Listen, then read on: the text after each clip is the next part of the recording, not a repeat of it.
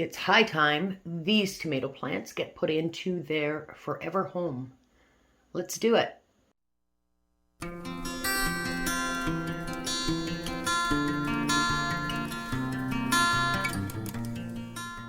Hey guys, I hope you had a wonderful holiday season. I haven't been on for a while, but we had a super busy holiday. And Dwayne, I was lucky enough, Dwayne was off for 2 weeks, so we spent a lot of quality time together. And but now it's time to get serious and start planting for the upcoming season. We're doing small scale, of course. And if you watch the videos before this, I think there were 2 or 3 videos where I showed seeding right through to transplanting. I transplanted twice, and then now we're going to plant into our pots, and this is where they're going to stay for the entire season. These are going to be grown indoors under the lights that you saw. We did get a new plant rack and lights, the T5 lights, which I'm going to set up the other one soon. We're going to be planting onions and lettuce and stuff like that. And this is stuff you can grow year round. It's really important right now because things have gotten completely out of control. The price, the cost of produce in the grocery stores, the quality of them. And if we can be self-sustainable, why not, right? And it's so simple, it's very little cost. So let's get to it. And I've also got some hydroponic stuff I'm going to be working on. And I've got a little something later on, just keep watching, and I've got something else I want to show you. And somebody else I want you to meet. So let's get to this. We're gonna transplant. These are you can see how leggy and long they are. A lot of times people, like, they're twice as long as this and they don't know what to do with them. I'm gonna show you that now. Obviously, they have to come out of these little cups, definitely. And we're gonna plant them into the bigger pots. And yeah, these are the heirloom beefs. They're doing very well. Oh, I wanna show you something though. Maybe it's on the other one. So right here, you can see the leaves on this one. I don't know if you can see that or not. They're kind of dried and burnt looking. Well, that's because they were a little bit too close to the light earlier on, and I moved the rack down. So now we're going to transplant them into here, and easy peasy, let's get to it. Okay, first thing I want to say too is if you don't have any brand new containers, the garden centers didn't have any at this time of year, so we just recycled these older ones. This one had a crack in it, but it's no big deal. I just put some black electrical tape on the outside, and if you can see on the inside, like that, just so that there's no soil seeping through or water seeping through. Okay, so first thing we are going to do, I've got the Pro Mix. This is a premium organic vegetable and herb mix. You can use general purpose, you can use whatever you'd like. This is just what I've chosen. I'm just going to pour a little tiny bit of soil at the bottom. Okay, like that. Hope you can see this. I'm going to move that over. And then I'm going to grab my plant, my straggly plant, and you just want to gently loosen the cup around it, or the pot that you've got it in, and pull it out gently. So I'm going to dump that soil into there. And it's got a nice root system to it. It's just getting really root bound now. I mean, it's got to be planted into something bigger. So what I'm going to do is I'm going to take my plant like this, and I'm going to lay this part down, okay? Like that. And then I'm just going to kind of turn, like bend this part. You want to make sure that you're not breaking your plant. And then I'm going to do this one-handed. I've got a glove on this hand because I burnt my hand last week, and it's just starting to heal, so I don't want the dirt getting in. So you're just going to pour the soil around, and we can manipulate the plant after the soil's in there. So And this is gonna take pretty much a full bag, maybe a little bit more once it's watered to top it up. And get rid of that. So I'm just gonna pull this over gently. Now what's gonna happen with everything that's covered is that's all gonna turn into a root system. Everything that's under the soil. Okay. And we're just gonna pack it down a little bit. Now this pot here is a caged pot. So this just is so simple, and that's just going to help the plant hold up. All 4, and I just broke a branch off, which is no big deal. Not this plant, but the other plant is starting to flower already. So what I'm going to do is just going to lean it like that for now. I think what I'm going to do is take a little bit of string and put it under one of the leaves and just kind of hold it up there until it gets going and strengthening up. And then I'm going to give it some water. Dwayne bought me a cute little watering can for Christmas. I love it. It's not too big and it's not too small. Oops, and it spills out the top. I'm going to dump a little bit in there first. Actually, we'll just do this for now, because it needs a lot of water. Whoop.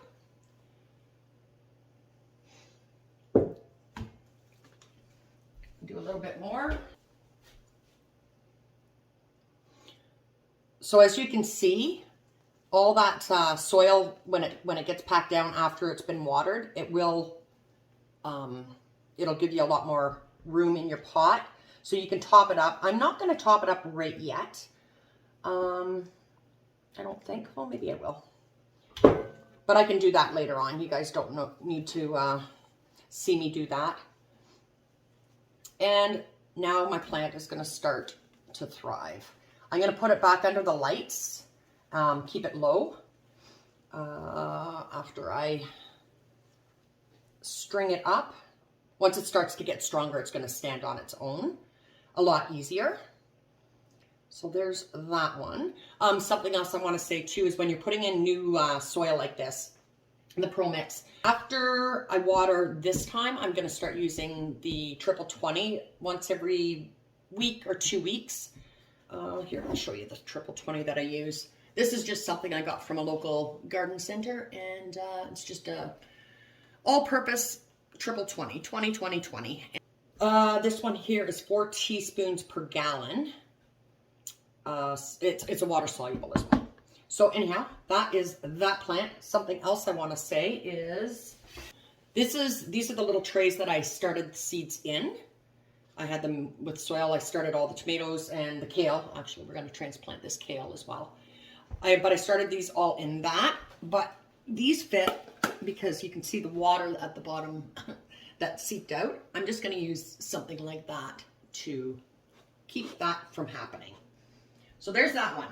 Now we'll get on to the next. Okay, we'll go on to a different angle here. So again, another recycled pot and a little bit of soil at the bottom.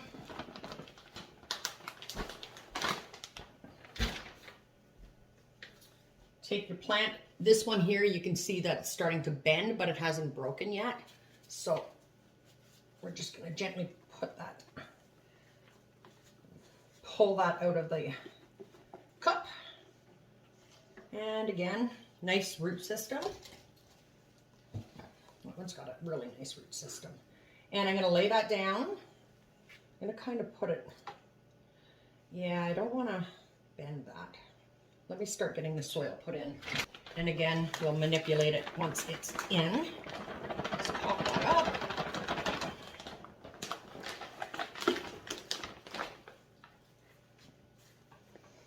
And it doesn't matter if these plants are centered because they're going to have the cage in them to keep them stable or straight. So nice to be able to say we can start planting now. It's great. Okay, I'm going to pack that guy down. And yeah, perfect. And then I'm going to pop these into there. Just be careful when you're putting your cage on if your foliage is in the way or branches, because you don't want them to break. And then I'm going to pop this on, give it some water, and that's tomato number 2. I do have, if you remember in the other video, I do have an heirloom brandy wine as well. I'm not gonna, maybe I will transplant that, but I'm not sure. I'm limited space right now, so I'm gonna be planting a lot of tomatoes and stuff to go outside later on. So there we go. I'll just lift this up so you can see it a bit better. Look at that one there, is really, really healthy. And it's got some flowers starting. Let's see if you can see them. Not sure if you can, where are they? There they are, right there. They've got some little buds starting, so they're gonna start flowering out soon, and then we're gonna start hand pollinating, which I will show you in another video. So that's it for the tomatoes. I'm gonna give these guys some water, and then we're gonna get onto the kale. All right, onto the kale. And as you can see, this guy's looking a little wonky, and I got some brown leaves. We're just gonna pop them off, trying not to pull the whole plant out, which is, these are pretty tender, easy to do. And with this, I'm just gonna, again, another refurbished pot, smaller pot. Once the nice weather gets here, these will be put outside anyhow. So they're not gonna be growing super crazy, especially the tomatoes, indoors all year round. So with this, I'm just going to, it's a smaller root system, so, and a shorter plant. I'm just gonna make a little hole in there. And again, you're gonna kind of grab all of your plant just close to the soil. Don't pull it. You're just going to gently take it out. And again, there's a nice root system right to the bottom. And that is going to go in. Kale is a brassica, so you want to really pack that into the soil. And it doesn't matter if you go up a little bit higher with the soil, but I don't want to get the leaves, so I'm just gonna do this. Put that down. I did get some on the leaves, but that's no big deal. And again, this plant will start thriving and get stronger with this new soil in it, and with that much soil around it. It was just getting too, it was too confined, and it was too tall for the pot. And give it a little bit of water. We'll just do it like this. Whoop, and all over the table again. Nothing fancy here. And that's that. So there you have it. Very simple to do. I'm going to put them back under my lights and let them grow. The next video I'm going to do, I'm going to either do it tomorrow or Friday. I'm going to be doing, we're going to be planting some onions, lettuce, all in soil for now. And then I'm going to start getting into small scale hydroponics, which I am so excited about. I really do miss the hydroponics. We don't have a lot of space here. In our yard, we do have space where we're going to be doing raised beds and stuff like that, but not hydroponics. But this project that I'm working on is, I'm pretty excited. So I will explain that to you when the time comes, but before that, we will be doing onions, lettuce. We're going to be planting some peppers, all that kind of stuff for the upcoming season, for just ourselves and, you know, neighbors, family, whatever we can. And it's going to be good food. No herbicides, no pesticides, which is great. And you know where it's coming from. You know that it's going to be really good produce. It's going to be very fresh produce. On a large scale of hydroponics, we have a friend from Newfoundland. He actually just started a YouTube channel. He's doing very well. He started up a hydroponic system the same as ours at the farm. He actually learned from our farm. And he's replicated that same thing. He's brilliant. Very young family. They have three kids, and he's just jack of all trades. They are doing very well with markets and stuff. Actually, I'll put a video here, and he'll introduce himself to you. But go and check out his channel. He is willing to help anybody with anything that he can possibly do, just as we did with everybody. He's from Newfoundland. He's the first hydroponic geothermal greenhouse, actually.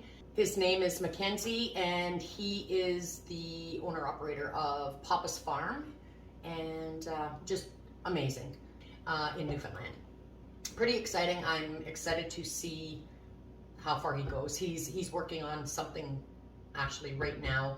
He'll explain all that kind of stuff on his videos, but check him out. He is amazing. So here I'm going to leave you off with a video of him, and it's a 1-minute video, not long. Check him out. You guys have a great day, and I hope you enjoy. Take care. Bye. Hello everyone. MacKenzie Warford is my name, and Papa's Farm is the name of my farm. People often refer to me as Papa, much like my 3 beautiful daughters and my amazing wife. As you can see, with the help of some of my closest friends and family, I've custom built Newfoundland's first successful year-round hydroponic geothermal greenhouse. And I did it entirely from scratch. It was the lack of quality produce on my island that really had me fed up, that drove me to the point where I knew I needed to make a difference. I had grown with hydroponics before, but never on a large scale.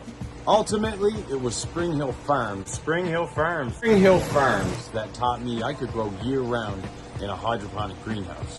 After learning from the late, great Wayne Chalmers and Patty, I knew that I could do this myself on the island in a hydroponic greenhouse year-round. But what I didn't realize was how much I was going to learn along the way. It's tremendous the amount of knowledge I've gained. And with knowledge comes responsibility. If you need a hand, I will help you out the best I can. Just as Spring Hill Farms done for me. I would not be where I am today if it weren't for Spring Hill Farms.